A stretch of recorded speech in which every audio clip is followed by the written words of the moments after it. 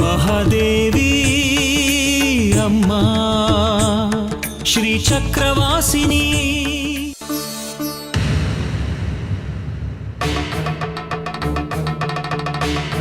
ಜಾಜಿ ಅಲ್ಪಾಯುಷಿ.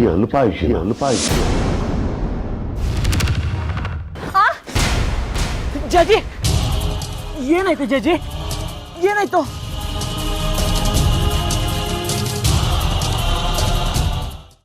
ಅವಳ ಜೀವಿತಾವಧಿ ಕಡಿಮೆ ಇದ್ದರೂ ಅವಳು ಮಾಡೋ ಒಂದು ಕೆಲಸದಿಂದ ಪ್ರಪಂಚ ಅವಳನ್ನು ಕೊನೆಯವರೆಗೂ ನೆನಪಿಸ್ಕೊಳ್ಳೋ ಹಾಗೆ ಮಾಡುತ್ತೆ. ಧೈರ್ಯವಾಗಿರಿ. ಹುಟ್ಟು ಸಾವುಗಳು ಮನುಷ್ಯನ ಕೈಲಿರಲ್ಲ. ಏನಕ್ಕೇನ ಪ್ರಕಾರೇಣ ಈ ಕೆಲಸ ಮಾಡಿಯೇ ತೀರ್ತೀನಿ. ಈ ಪ್ರಯೋಗದಲ್ಲಿ ನಾನು ಗೆದ್ರೆ ಜಾಜಿ ಸಾಯ್ತಾಳೆ. ಒಂದು ವೇಳೆ ನಾನು ಸೋತ್ರೆ ನನ್ನ ತಲೆ ಹೋಗುತ್ತೆ.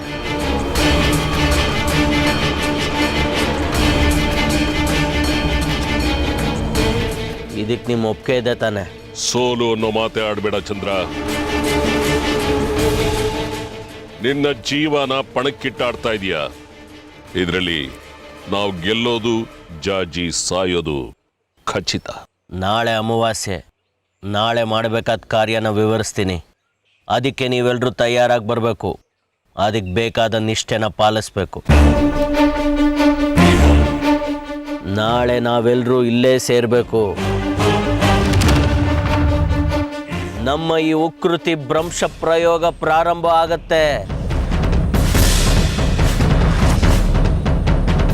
ವಾಮಾಚಾರದ ಅಧಿದೇವತೆಗೆ ನೈವೇದ್ಯವಾಗಿ ರಕ್ತ ಮಾಂಸ ಕೂಡಿದ ಹಲವು ಭಕ್ಷ್ಯಗಳನ್ನು ಅಗ್ನಿಕುಂಡಕ್ಕೆ ಅರ್ಪಿಸ್ಬೇಕಾಗತ್ತೆ.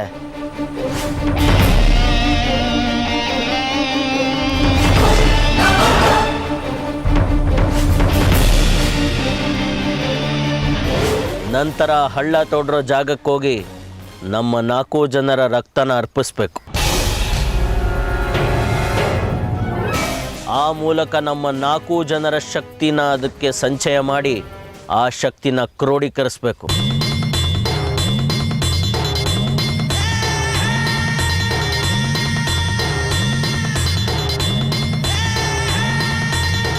ಇದೆಲ್ಲ ಆದಮೇಲೆ ಮತ್ತೆ ಮಹಾವಾಮಾಚಾರದ ಪ್ರಯೋಗ ಶುರು ಆಗತ್ತೆ. ಸಾಮಗ್ರಿಗಳ ವ್ಯವಸ್ಥೆಗೆ ಸೂರ್ಯಾಂಶು ಸಹಾಯ ತಗೋಬಹುದು. ಖಂಡಿತ. ಅವನಿಗೆ ಒಪ್ಪಿಗೆ ಇರೋದಾದರೆ ನನ್ನ ಜೊತೆನೇ ಇರಲಿ, ಒತ್ತಾಯ ಇಲ್ಲ. ಒಪ್ಪಿದ್ದು ನೀನು ಮಾಡ್ತೀನಿ ಅಂತ. ಮಾಡೋದಾದರೆ ನೀನು ಮಾಡೋ, ಇಲ್ಲ ನಾನು ಮಾಡ್ಕೋತೀನಿ, ಬಿಟ್ಕೊಡು.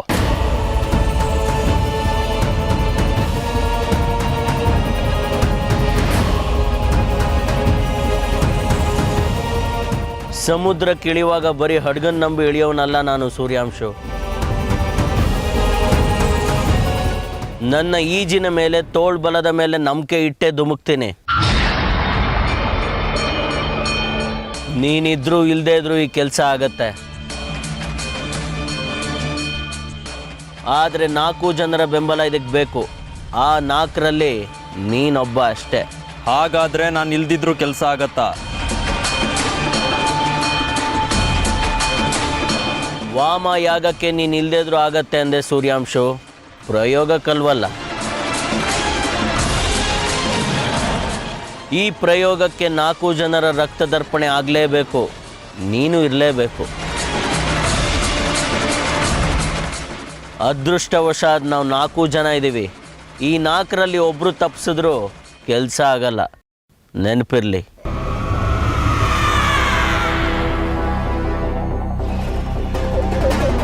ಕಾಲರುದ್ರಸಿದ್ದೇಶ್ವರ ಕಡಿಕೆ, ನಿನ್ನ ಶಿಷ್ಯ, ನಿನ್ನ ಜವಾಬ್ದಾರಿ.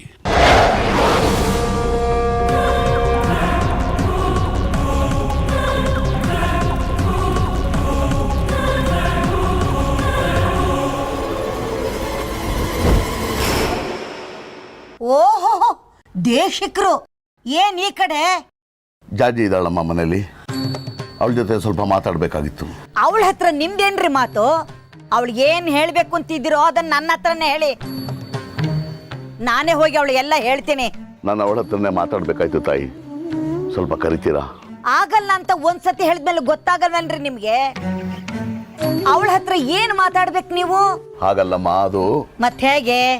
ಅವಳು 2ನೇ ಕ್ಷೇತ್ರ ದರ್ಶನ ಮಾಡ್ಬೇಕು ಅಂತ ಕುಣಿತಿದ್ಲು. ಅದಕ್ಕೆಲ್ಲ ನಿಮ್ದೇನು ಕುಮ್ಮಕ್ಕು? ನೀವೇನ ತಲೆ ಕೆಡಿಸಿರೋದು? ಏನು 2ನೇ ಕ್ಷೇತ್ರ ದರ್ಶನನ? ಗೊತ್ತಿಲ್ಲ ತಾಯಿ, ನಾನು ಅದ್ರ ಬಗ್ಗೆ ಏನು ಹೇಳಿಲ್ಲ. ನೀವಲ್ದೆ ಮತ್ತಿನ್ಯಾರು ಹೇಳ್ತಾರೆ? ಅವಳಿಗೆ ನಿಮ್ಮಂಥವ್ರ ಮಾತು ಅಂದ್ರೆ ವೇದವಾಕ್ಯ. ನೀವು ಕಾಲಲ್ಲಿ ತೋರಿಸಿದ್ದನ್ನ ತಲೆ ಮೇಲೆ ಹೊತ್ಕೊಂಡು ಮಾಡ್ತಾಳೆ. ನೋಡಿ ದೇಶಕ್ರೆ, ಸದ್ಯಕ್ಕೆ ನಾವೆಲ್ಲ ಆರಾಮಾಗಿದ್ದೀವಿ. ಮತ್ತೆ ನಮ್ ತಲೆ ಕೆಡ್ಸಕ್ ಬರಬೇಡಿ, ದಯವಿಟ್ಟು ಹೋಗಿ. ಅಲ್ಲಮ್ಮ, ಅದು ಜಾಜಿ. ಯಾವ ಜಾಜಿನೂ ಇಲ್ಲ, ಸೂಜಿನೂ ಇಲ್ಲ, ಬಂದ್ಬಿಟ್ರು ದೊಡ್ಡದಾಗಿ. ಹೋಗ್ರಿ ಇಲ್ಲಿಂದ. ಜಾಜಿ ಅಂತೆ, ಜಾಜಿ.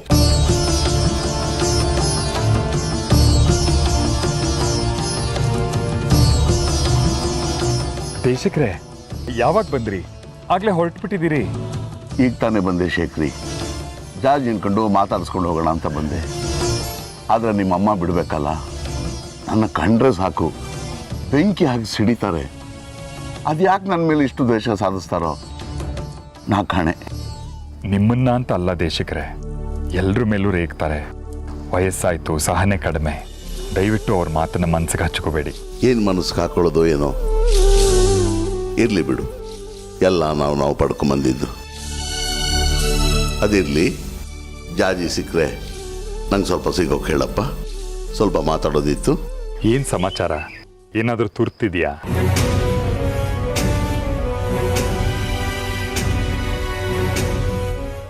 ಜಾಜಿ ಒಳಗಿನ ಆತ್ಮದ ಅವಧಿ ಮುಗಿದ್ಮೇಲೆ ಹೋಗ್ಲೇಬೇಕಲ್ವಾ ದೇಶಿಕ್ರೆ? ಯಾಕಿಷ್ಟು ಬೇಜಾರು ದೇಶಿಕ್ರೆ? ಏನಾದರೂ ಸಮಸ್ಯೆನಾ? ಅದನ್ನು ಹೇಗೆ ಹೇಳಬೇಕು ಅಂತ ಗೊತ್ತಾಗ್ತಾ ಇಲ್ಲ ಶೇಖರಿ.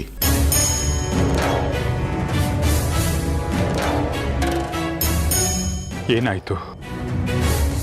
ಏನಾಯ್ತು ದೇಶಿಕ್ರೆ? ನೀವು ಹೀಗೆ ಮೀನಾಮೇಷ ಎಣಿಸ್ತಿದ್ರೆ ನಂಗೆ ಭಯ ಆಗ್ತಾ ಇದೆ. ಹೇಳಿ.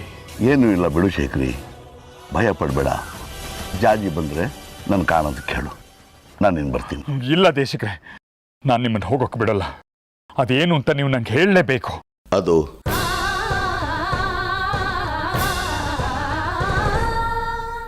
ಅದು ನಿನ್ನ ಮಗಳು ಸುಂದರಿ ಹಾಗೆ ಜಾಜಿನೂ ಅಲ್ಪ.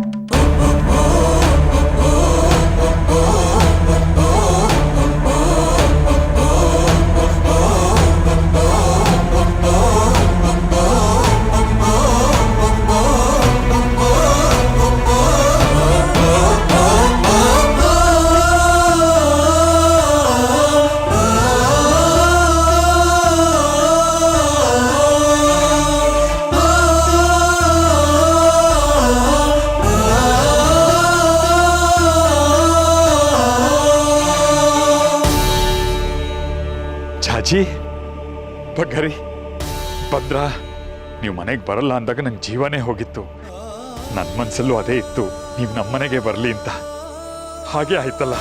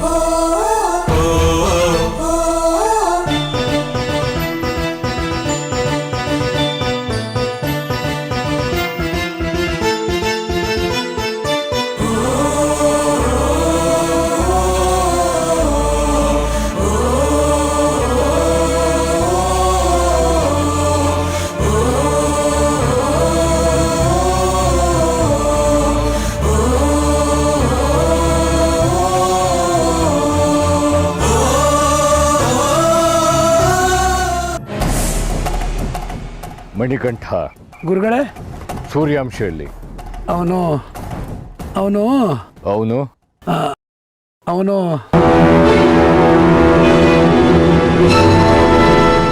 ಅವನು ಬೆಳಗ್ಗೆಯಿಂದ ಕಾಣಿಸ್ತಾ ಇಲ್ಲ ಗುರುಗಳೇ. ಇಷ್ಟೊತ್ತಾದ್ರೂ ನನ್ಗೆ ಯಾಕೆ ತಿಳಿಸ್ಲಿಲ್ಲ? ನೀವು ಬೆಳಗ್ಗೆನ ಕ್ಷುದ್ರೋಪಾಸನೆಯಲ್ಲಿ ತೊಡಗಿದ್ರಿ. ನಿಮ್ಗೆ ಹೇಳಿ ತೊಂದರೆ ಕೊಡೋದು ಬೇಡ ಅಂತ ಸುಮ್ಮನಿದ್ದೆ. ಎಲ್ಲಿ ಹೋದ ಅಂತ ಏನಾದರೂ ತಿಳಿಸೋದ್ನ? ಇಲ್ಲ ಗುರುಗಳೇ, ಏನು ಹೇಳೋಗಿಲ್ಲ. ಗುರುಗಳೇ, ನೀವೇನು ಅಂದ್ಕೊಳ್ಳಲ್ಲ ಅಂದ್ರೆ ಒಂದು ಮಾತು ಹೇಳ್ಬೋದಾ ಗುರುಗಳೇ? ನನ್ನ ಹತ್ರ ಮಾತಾಡೋದಕ್ಕೆ ನಿನ್ಗೆ ಅಪ್ಪಣೆ ಬೇಕಾ ಮಣಿಕಂಠ? ನೀನ್ ನನ್ನ ಬಲ್ಗೈ ಬಂಟ. ಹೇಳಾದೇನಂತ? ಗುರುಗಳೇ, ಸೂರ್ಯಾಂಶು ಇತ್ತೀಚೆಗೆ ತುಂಬಾ ವಿಚಿತ್ರವಾಗಿ ನಿಗೂಢವಾಗಾಡ್ತಿರ್ತಾನೆ. ಮಧ್ಯರಾತ್ರಿಯಲ್ಲಿ ಎಲ್ಲೆಲ್ಲೋ ಹೋಗ್ತಾನೆ. ಆಮೇಲೆ ಏನು ಗೊತ್ತಿಲ್ಲದವನಾಗೆ ಬೆಳಗ್ಗೆ ಬಂದು ನಮ್ಮನ್ನು ಸೇರ್ಕೋತಾನೆ. ನನ್ನ ಮೇಲೂ ಸುಮ್ಮನೆ ರೇಗಾಡ್ತಿರ್ತಾನೆ. ನಿನ್ನೆ ರಾತ್ರಿ ಯಾವುದೋ ಒಂದು ಚಿಕ್ಕ ವಿಷಯಕ್ಕೆ ತುಂಬ ರಂಪಾಟ ಮಾಡ್ದ. ನಿಮ್ಗೆ ಹೇಳಿದ್ರೆ ಇನ್ನೇನು ಅನ್ಕೋತಿರೋ ಅಂತ ನಾನು ಹೇಳಿದೆ ಸುಮ್ಮನಿದ್ದೀನಿ. ಆದರೆ ಒಂದು ಮಾತಂತೂ ನಿಜ ಗುರುಗಳೇ, ಅವನು ನಾವು ಅಂದ್ಕೊಂಡಾಗಿಲ್ಲ. ಅವನು ಹೊರಗಡೆನೆ ಬೇರೆ ಥರ ಕಾಣಿಸ್ತಾನೆ, ಒಳಗಡೆನೆ ಬೇರೆ ಥರ ಇದ್ದಾನೆ. ಒಳಗಡೆ ಕೆಂಡ ಇಟ್ಕೊಂಡಿರುವಂಥ ಬೆಂಕಿ ಉಂಡೆ ಥರ ಕಾಣಿಸ್ತಾನೆ ಗುರುಗಳೇ. ವಾಮಾಚಾರಿಗಳು ಯಾವತ್ತೂ ಓಡಲಲ್ಲಿ ಬೆಂಕಿ ಇಟ್ಕೊಂಡಿರೋ ಬೆಂಕಿ ಉಂಡೆಗಳೇ ಮಣಿಕಂಠ. ಅದರಲ್ಲಿ ಏನು ವಿಶೇಷ ಇಲ್ಲ. ಅದು ಬೇರೆಯವ್ರಿಗೆ ಗುರುಗಳೇ, ಆದರೆ ಸ್ವತಃ ಗುರುಗಳಿಗೆ ಬಿಸಿ ತಾಗಿಸುವಂಥ ಬೆಂಕಿ ಉಂಡೆ ಆಗಬಾರ್ದಲ್ವಾ?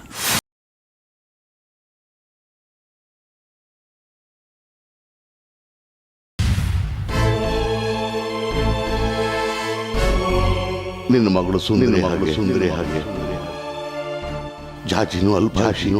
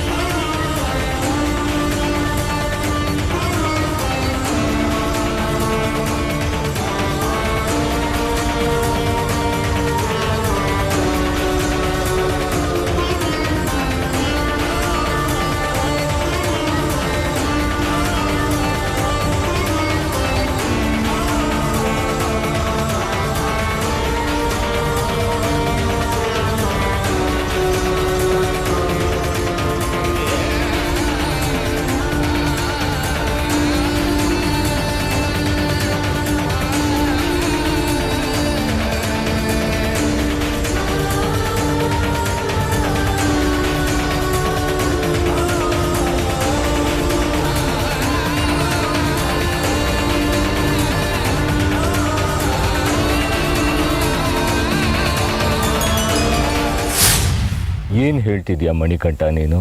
ಹೌದು ಗುರುಗಳೇ, ಮೇಲ್ನೋಟಕ್ಕೆ ಅವನು ನಿಮ್ಮ ಪರವಾಗಿದ್ದಾನೆ ಅಂತ ಅನ್ಸುತ್ತೆ. ಆದರೆ ಅವನ ಒಳಗೂ ನಿಮ್ಮ ಪರವಾಗಿದ್ದಾನ ಅನ್ನೋದು ನನ್ನ ಅನುಮಾನ. ನಿನಗೆ ಇಷ್ಟ ಅನುಮಾನ ಇದ್ದಾಗಲೂ ನನಗೆ ಯಾಕೆ ತಿಳಿಸ್ಲಿಲ್ಲ ಮಣಿಕಂಠ? ಆವತ್ತೊಂದಿನ ಹೇಳಿದ್ದಕ್ಕೆ ನನ್ನ ಕುತ್ತಿಗೆ ಕೈ ಹಾಕಿ ಅವನ ಎದುರಿಗೆ ಅವಮಾನ ಮಾಡಿದ್ರಿ. ಅದಕ್ಕೆ ಸುಮ್ಮನಿದ್ದೆ. ಏನೇ ಆಗಲಿ ನನಗಿಂತ ಅವನೇ ತಾನೇ ಆಪ್ತ. ನೋಡು ಮಣಿಕಂಠ, ಸೂರ್ಯಾಂಶ ಮೇಲೆ ನನಗೆ ವಿಶೇಷ ಪ್ರೀತಿ ಇರೋದು ನಿಜ. ಅವನು ನನಗೆ ತಮ್ಮನ ಥರ. ಹಾಗಂತ ನಿನ್ನ ಮೇಲೆ ಪ್ರೀತಿ ಇಲ್ಲ ಅಂತ ಅಲ್ಲ. ಅವನು ಮತ್ತು ನೀನು ಇಬ್ಬರು ನನಗೊಂದೇ. ಎರಡು ಕಣ್ಗಳಲ್ಲಿ ಯಾವುದು ಹೆಚ್ಚು ಮುಖ್ಯ ಅಂತ ಹೇಳೋದಕ್ಕಾಗುತ್ತಾ ಮಣಿಕಂಠ? ಇಬ್ಬರು ಒಂದೇ ನನಗೆ. ಇನ್ಮೇಲೆ ಯಾವುದೇ ವಿಚಾರನ ನನ್ನಿಂದ ಮುಚ್ಚಿಡಬೇಡ. ನಿನ್ಗೇನನ್ಸುತ್ತೋ ತಕ್ಷಣ ಬಂದು ನನಗೆ ಹೇಳಿಬಿಡು. ನೀನು ಅಂದ್ಕೊಂಡ ಹಾಗೆ ಏನೂ ಇಲ್ಲ ಮಣಿಕಂಠ. ಸೂರ್ಯಾಂಶು ಉಂಡ ಮನೆಗೆ ಕನ್ನ ಹಾಕೋ ವಂಚಕ ಅಲ್ಲ.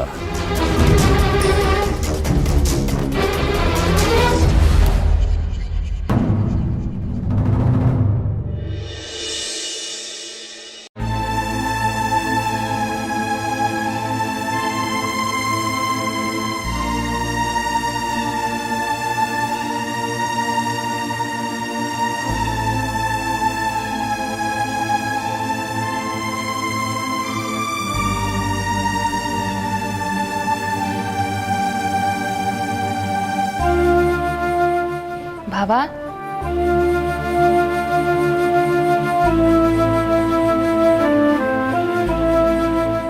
ಭಾವ,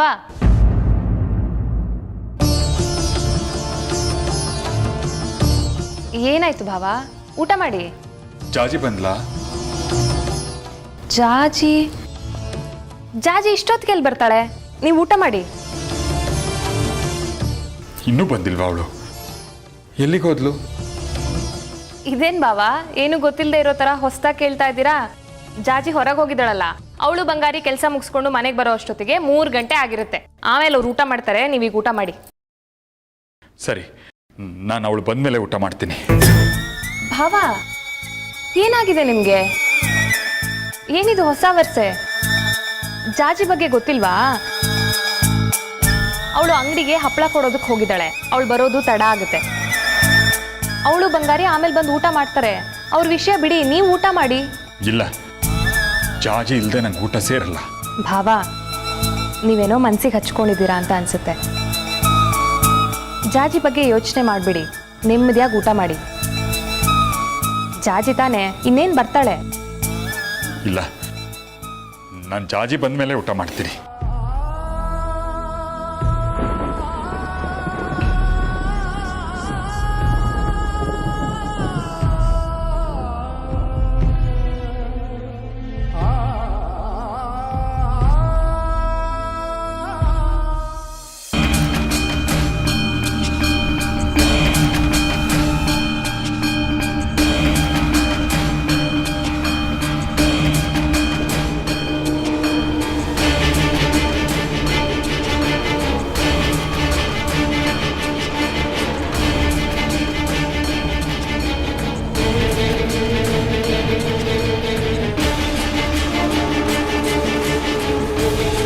ಇಲ್ಲಿ ನನ್ನ ಉಕೃತಿ ಭ್ರಂಶ ಪ್ರಯೋಗಕ್ಕೆ ಅಗ್ನಿಕುಂಡದ ವ್ಯವಸ್ಥೆ ಆಗಬೇಕು. ಮಾನವನ 4 ತಲೆ ಬುರುಡೆ, 3 ಅಸ್ಥಿ, 2 ಕೊಂಡೆಯಷ್ಟು ರಕ್ತ, ಮತ್ತೊಂದು ಬಲಿಗೆ ವ್ಯವಸ್ಥೆ ಆಗಬೇಕು.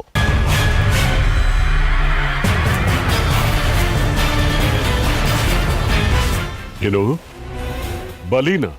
ಹೌದು, ಬಲಿನೇ. ವಾಮಾಚಾರದ ಅಧಿದೇವತನ ಖುಷಿಪಡಿಸ್ಬೇಕು ಅಂದರೆ ಬಲಿ ಆಗಲೇಬೇಕು. ಇಲ್ಲಿ ಮಾತ್ರ ಅಲ್ಲ, ಅಗ್ನಿಕುಂಡದ ಸುತ್ತ 8 ದಿಕ್ಕುಗಳಲ್ಲೂ 8 ಕುರಿ ಬಲಿ ಆಗಬೇಕು.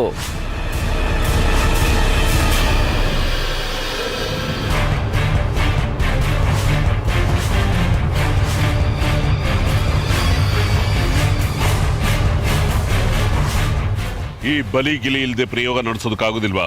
ಬೇರೆ ದಾರಿ ಇಲ್ವಾ? ಇಷ್ಟು ವರ್ಷ ಈ ವಾಮಾಚಾರಿ ಕಡ್ಕಿ ಜೊತೆ ಇದ್ದು ಸಹ ಈ ಮಾತನ್ನು ಕೇಳ್ತಿದ್ದೀರಲ್ಲ, ಛೇ. ಅವನ ಜೊತೆ ಇದ್ರು ಈ ಬಲಿ ವಿಚಾರದಲ್ಲಿ ನಾನಿಲ್ಲ ಚಂದ್ರ. ನಂದೇನಿದ್ರು ಶುದ್ಧ ಹಸ್ತ, ರಕ್ತದ ಕಮಟು ನನಗಾಗೋಲ್ಲ. ಹೂವಿಟ್ಟು ಕರ್ಪೂರದ ಆರತಿ ಎತ್ತಿ 4 ಮಂತ್ರ ಹೇಳಿ ಅಕ್ಷತೆ ಹಾಕಿ ಮುಗ್ಸಕ್ಕೆ ಇದು ಅಮ್ಮನವ್ರ ಪೂಜೆ ಅಲ್ಲ, ಇದು ಕ್ಷುದ್ರ ದೇವತೆಯ ಆರಾಧನೆ.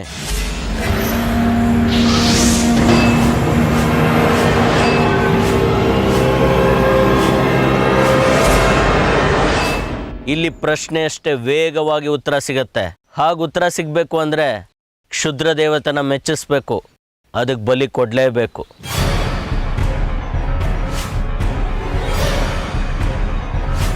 ಇಲ್ಲಿ ನಿಮ್ಮ ಇಷ್ಟ ಕಷ್ಟಗಳು ಮುಖ್ಯ ಅಲ್ಲ ವಿರೂಪಾಕ್ಷ ಶಾಸ್ತ್ರಿಗಳೇ.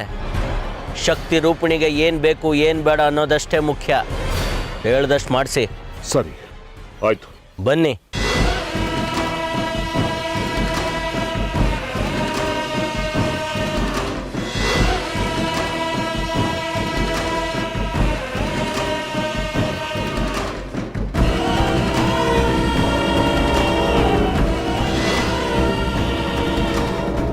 ಇಲ್ಲಿ 2 ಅಡಿ ಅಗಲ 2 ಅಡಿ ಆಳ ಹಳ್ಳ ತೋಡಿಸಿ.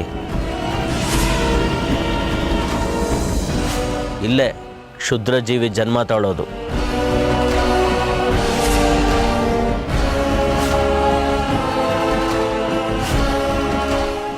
ಈ ಪ್ರಯೋಗಕ್ಕೆ 4 ಜನ ಇರಲೇಬೇಕು. 4 ಜನರ ರಕ್ತದರ್ಪಣೆ ಆಗಲೇಬೇಕು. 4 ಜನರಲ್ಲಿ ಒಬ್ರು ತಪ್ಪಿಸ್ಕೊಂಡ್ರು ಈ ಕೆಲಸ ಆಗಲ್ಲ, ನೆನಪಿರಲಿ.